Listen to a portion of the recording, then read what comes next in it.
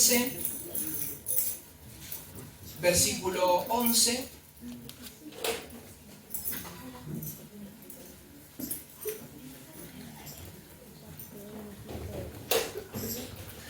Hace mucho tiempo había escuchado una historia que había comentado mi papá en una prédica.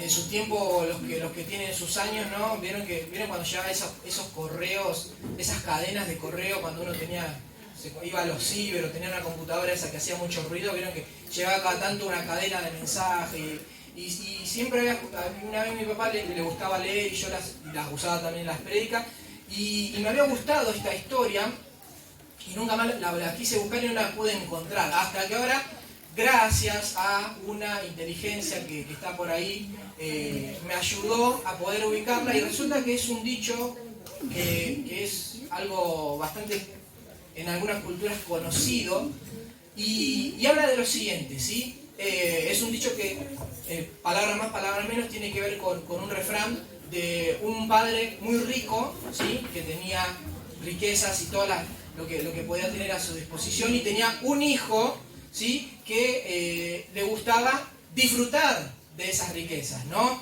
¿Cuántos quisieran, ¿no? Tener ese padre que siempre está ahí bancando todo y el hijo que pueda tener su celular, que pueda tener su auto, que pueda tener todo lo que pueda tener a su disposición, tener amigos, tener fiestas, ¿sí?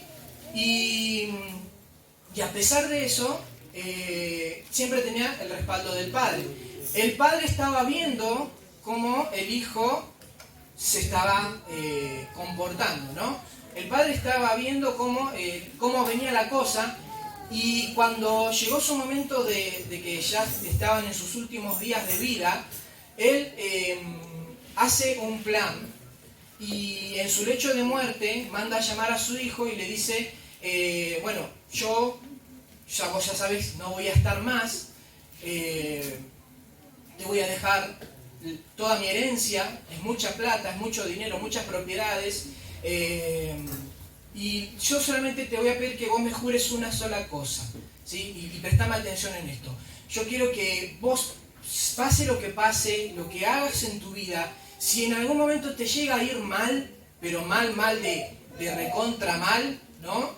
Yo quiero que hagas una cosa. Yo preparé en el granero, en el fondo de casa, una horca. Y le dio la llave. Y le dijo, vos vas a abrir ese granero y cuando te va mal y estás en el peor de la situación, vos vas y utilizás esa horca. Mire qué padre, ¿no? Imagínense. Qué herencia, qué marca.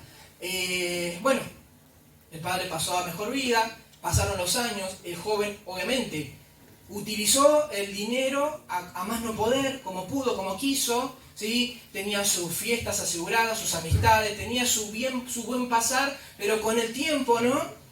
Eso se fue perdiendo hasta el punto en el que terminó endeudado, ¿sí? Terminó en situaciones de escasez, de pobreza, empezó a perder los bienes, empezó a perder todo lo que el padre con tanto sacrificio le había dejado como herencia, y lo único que le quedó, la llavecita, ¿no? Y él, en ese momento de crisis, dice, bueno, lo único que voy a hacer ahora es cumplir el deseo que me hizo mi papá. Y se fue, abrió ese granero, y ahí estaba esa horca, ¿no? Para los que conocen lo que es una horca, ¿no? Se la imaginan, ¿sí? Un pedazo de un tirante de madera para ahorcarse. Arrancamos bien, ¿no? El mensaje. Pero escuchen esto. Él se sube y él se va a colgar y se cuelga, ¿sí? Y en ese mismo instante que él pone su peso, en vez de pensar de que ya iba a quedarse, ¿sí? Ahogado, el peso que él tiene hace que se parta toda esa estructura de madera que estaba intencionalmente hueca, estaba vacía, y cuando él se tira, rompe todo, y dentro de esa madera empiezan a caer oro, diamantes, monedas, rubíes, zafiros, iPod, bueno, lo que se le pueda ocurrir. Sale todo ahí, y una carta. Y y obviamente uno dice, vamos a ver qué dice la carta, ¿no? Lo demás no importa. Y la carta es una carta escrita de puño y letra del padre, diciendo, querido hijo, si estás en este momento, quiere decir de que las cosas no te fueron muy bien. Pero aún así, yo quiero darte una segunda oportunidad. Porque vos ahora has aprendido a vivir en la pobreza, has aprendido a conocer cuáles son las amistades que sí te sirven y cuáles están simplemente por cuando vos tenés dinero.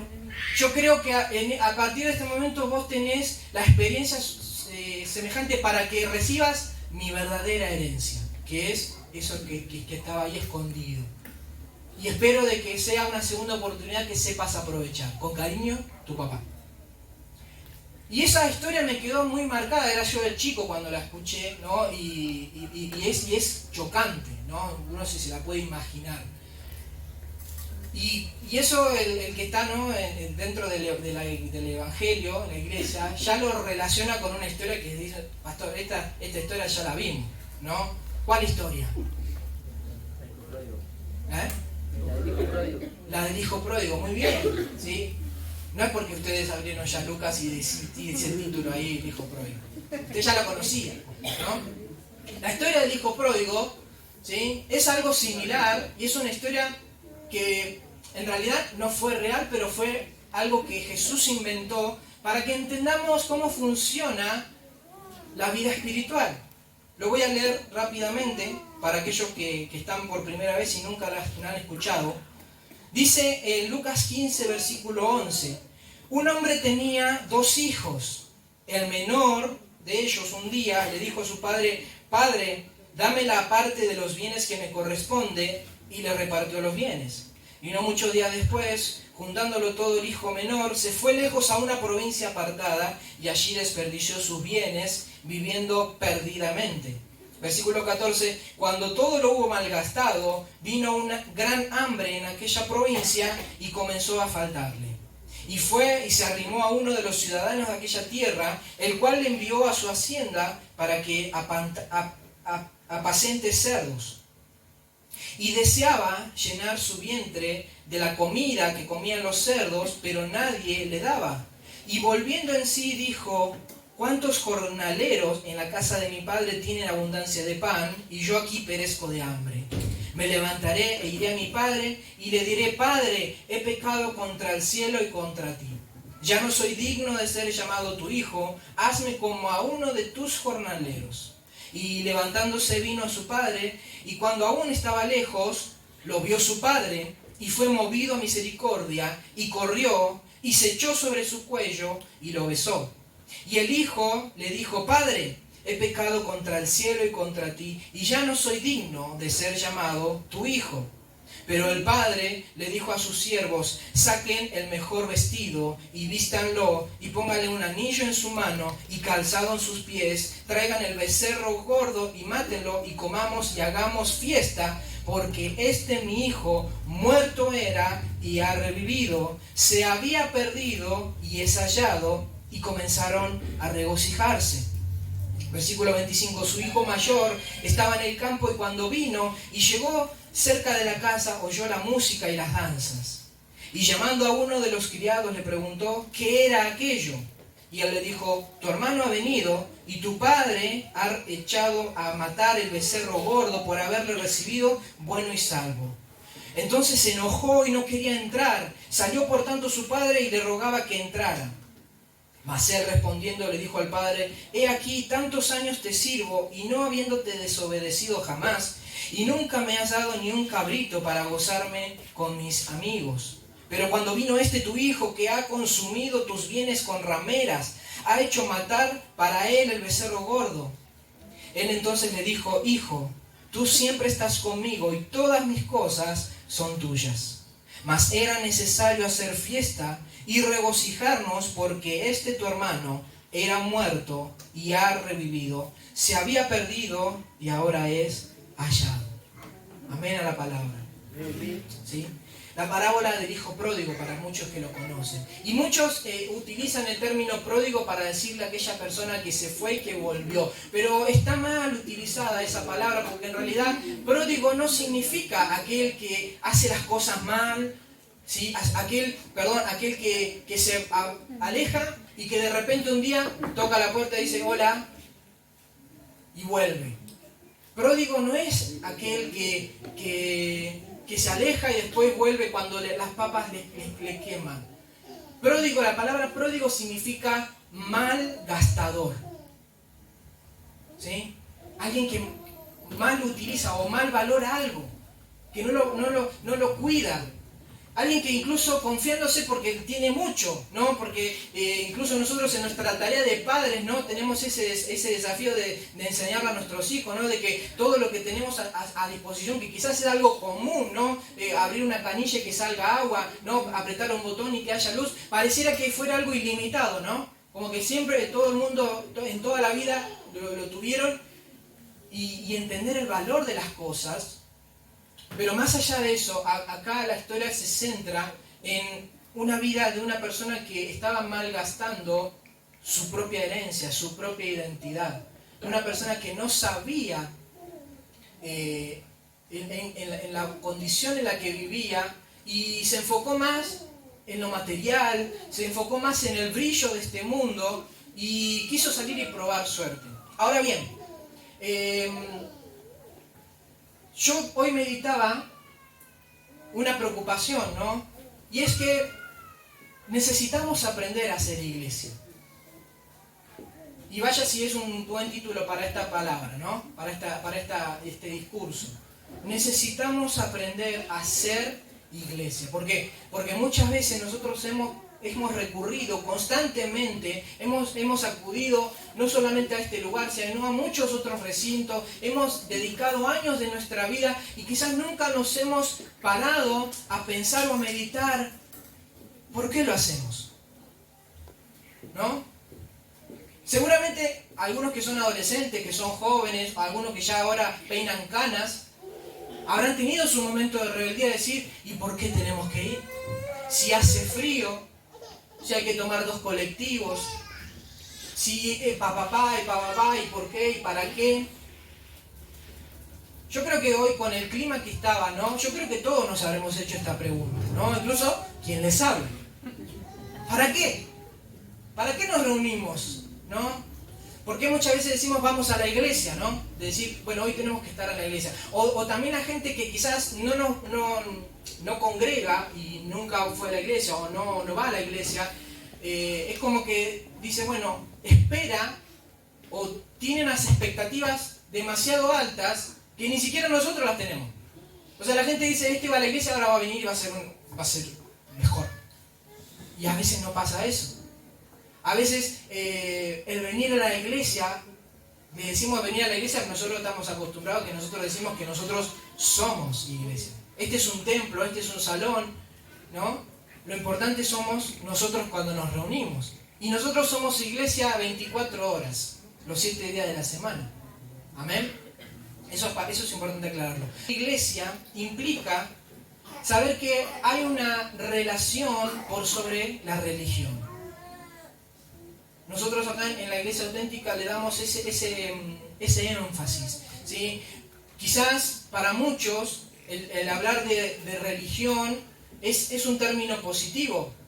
Tu compañero de trabajo, de escuela, ¿no? Tu vecino, tu familiar dirá, bueno, esto es una persona religiosa porque va a la iglesia. Y a simple vista parece que te están dando un halago, pero nosotros venimos acá y nos damos cuenta de que la palabra religión no es ningún halago, porque la religión implica los esfuerzos que yo tengo que hacer para acercarme o para agradar a Dios, cuando lo que nos dice la Biblia es que nosotros no tenemos que hacer ningún tipo de esos esfuerzos, porque no vamos a poder lograrlo.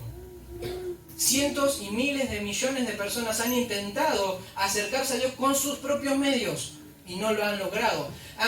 Incluso me imagino que muchos de nosotros en algún momento de nuestra vida nos hemos sentido frustrados porque quisimos mantener y cumplir con todos los rituales necesarios y es algo imposible.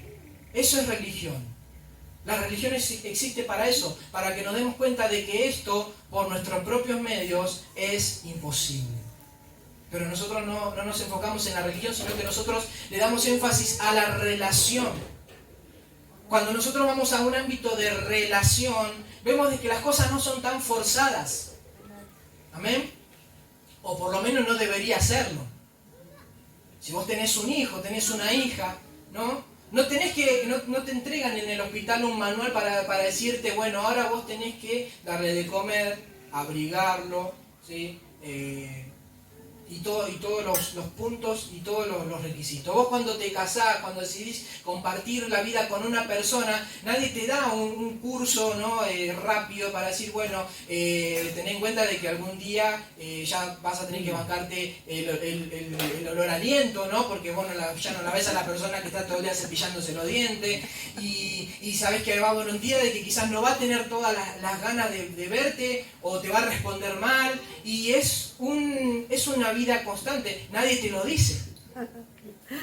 O por lo menos es una letra muy chiquita, que en el afán del amor, ¿no? Nadie la leyó. Pero eso es relación.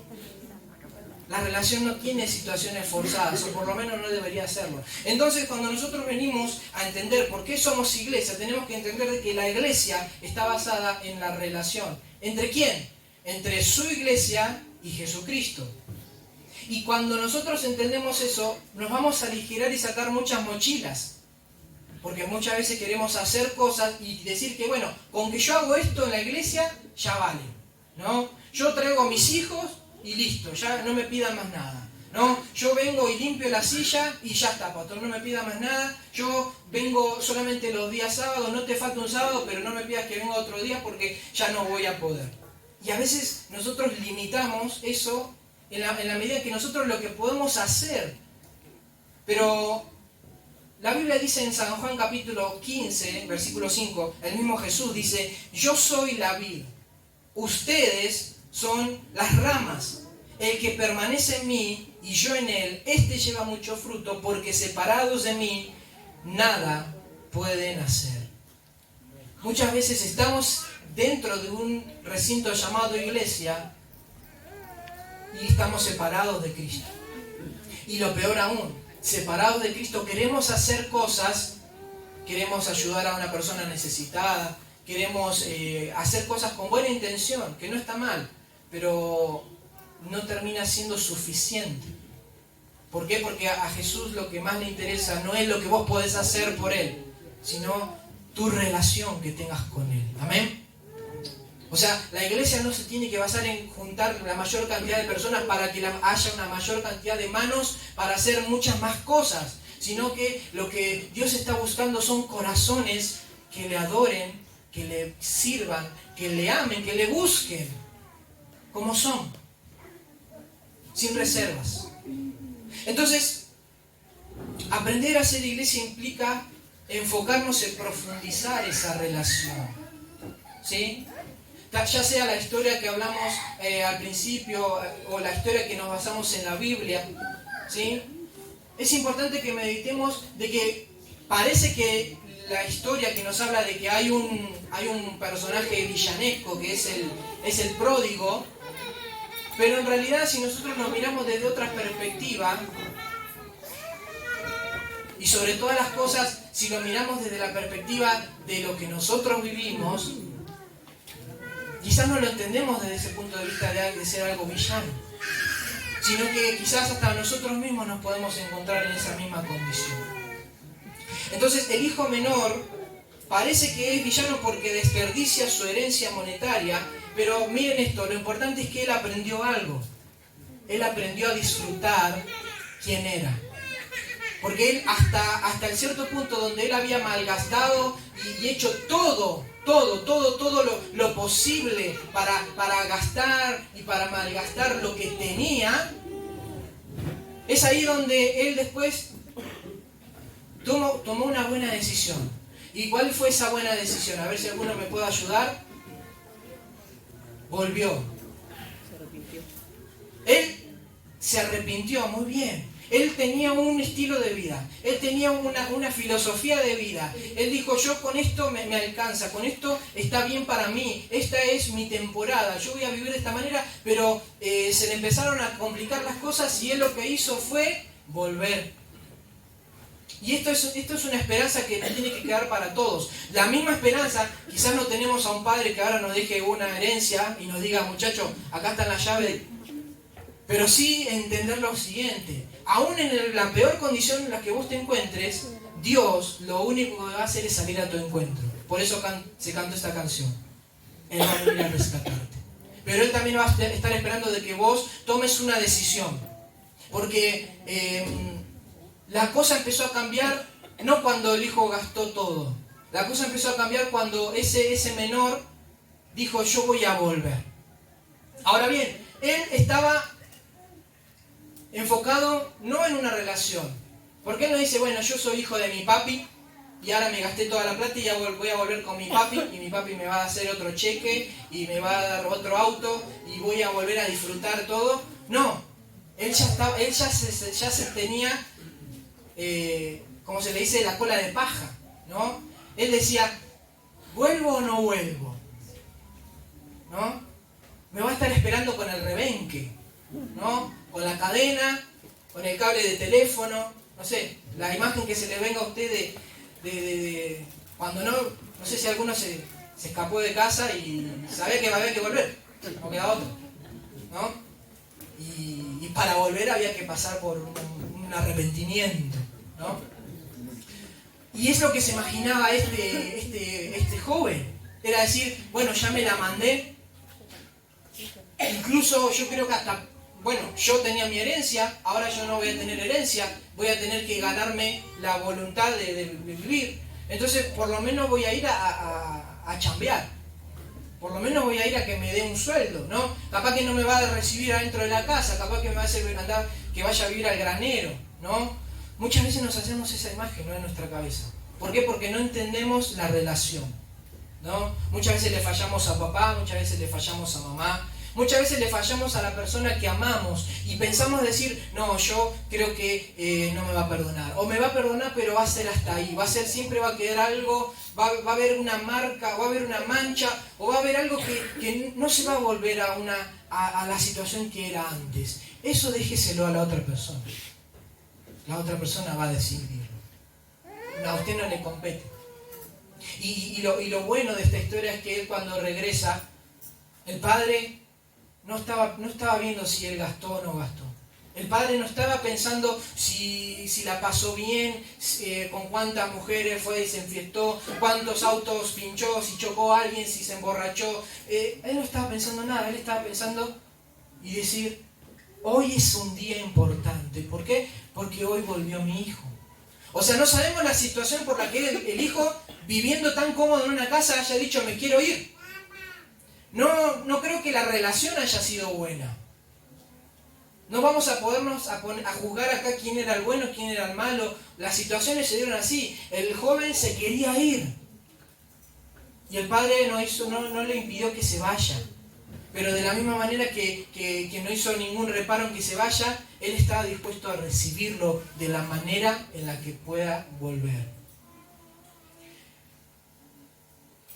Y lo bueno es que esta persona aprendió, o por lo menos la historia nos quiere inducir a esto.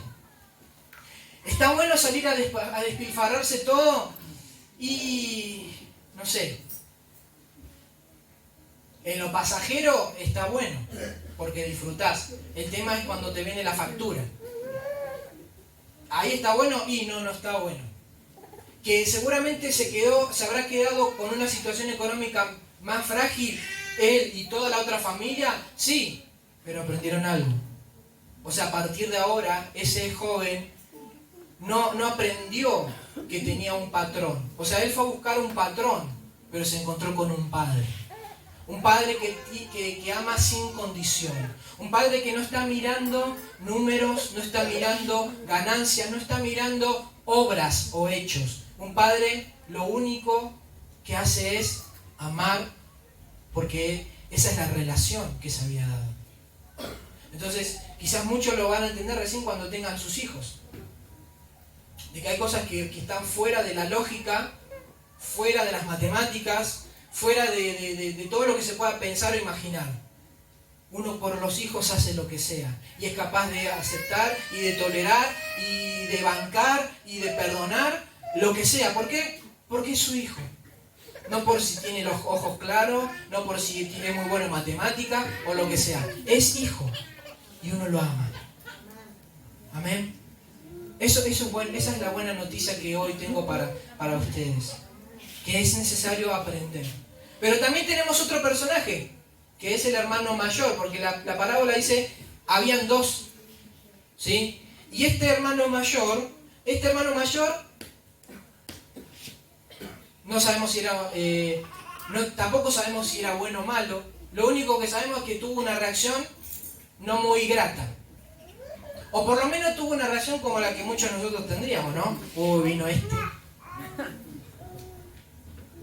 Vino la oveja negra. Y papá está con la oveja negra. Y la vieja ahí le va a hacer la milanesita porque es su hijo preferido. Y es el que menos ama, el que menos pone. Pero ahí la mamá se derrite y uno está allí. Y uno dice, no se puede explicar. Y no, ¿saben qué? No se puede explicar. El problema que tenía ese hijo mayor es que él estaba con su herencia porque no la perdió, no la malgastó, pero no la disfrutó.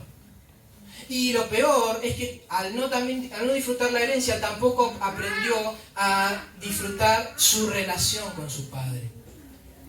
O sea, él aceptó las condiciones de vivir con su patrón. O sea, la relación que tenía era, no, yo hago esto y listo. Me considero que estoy bien conmigo mismo. ¿Sí? Mi papá pedía que haga yo trabajo, listo. Ahí está la relación. O ahí se resume todo. Pero nunca hubo un disfrute.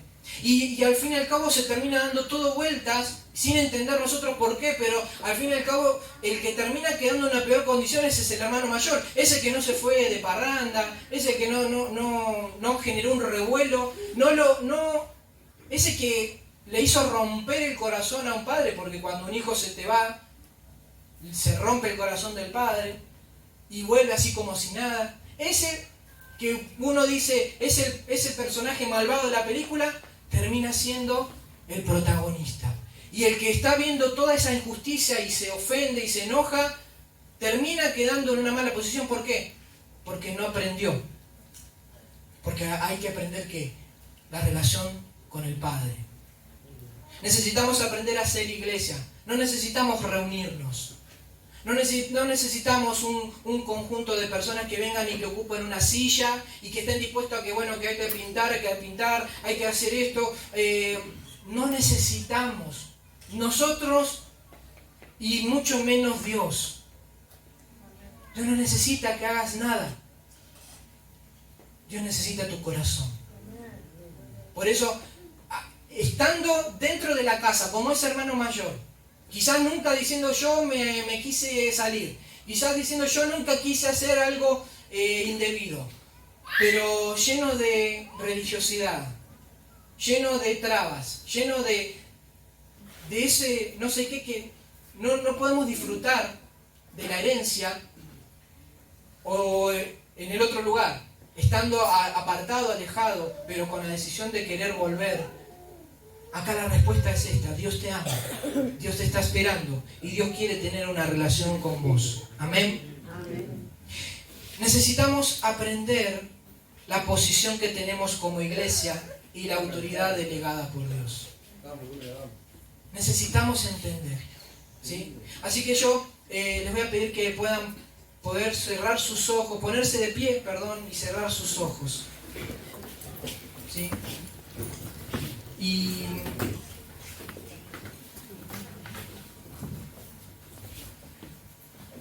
para que podamos meditar, sea que vengas por primera vez, que justo viniste a acompañar a algún ser querido, sea que sos parte de la congregación. Yo quiero que te tomes este momento para pensar y analizar. ¿Cuál es mi relación con Dios? Quizás en primer lugar, ¿tengo una relación con Dios? O quizás nunca le presté atención, quizás nunca me puse a pensar porque hay toda una vida por vivir. Pero hoy yo te quiero invitar a que tomes este momento para meditar. ¿Cuál es tu relación con Dios? Y si pensás que esa relación no es suficiente, o es una visión errada, o quizás los prejuicios te hicieron convertirte en una persona que no se relaciona bien con Dios, hoy es el momento que quites esos prejuicios. Y hoy es el momento para que digas, Dios, yo quiero entender quién soy.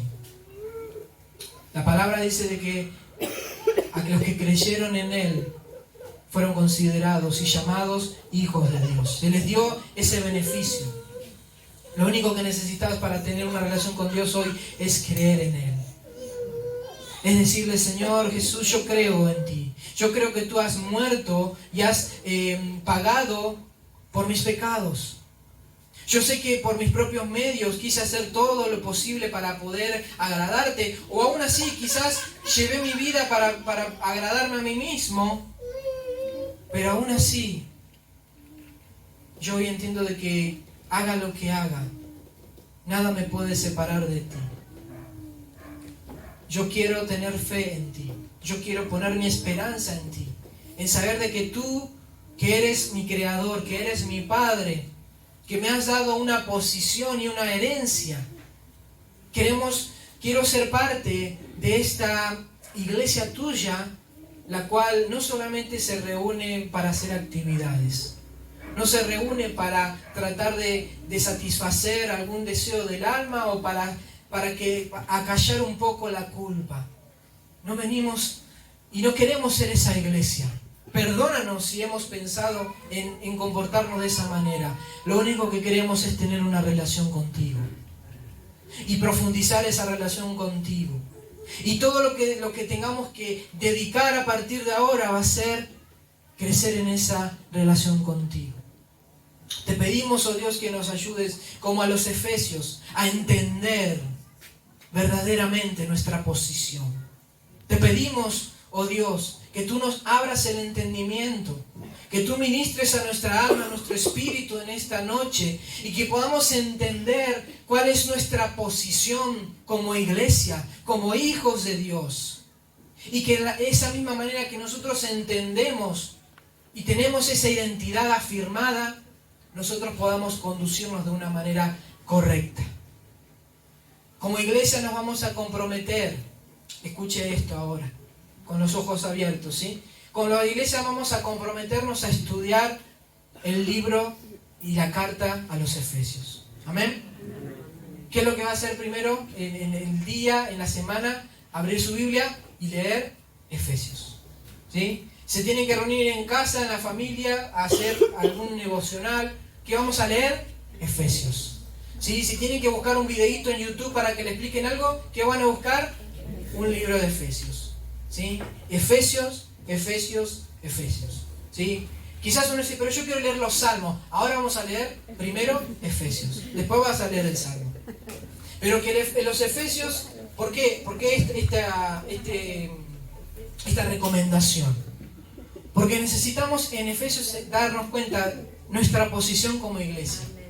Y una vez que entendemos nuestra posición como iglesia, también vamos a tener mandamientos basados en ¿qué?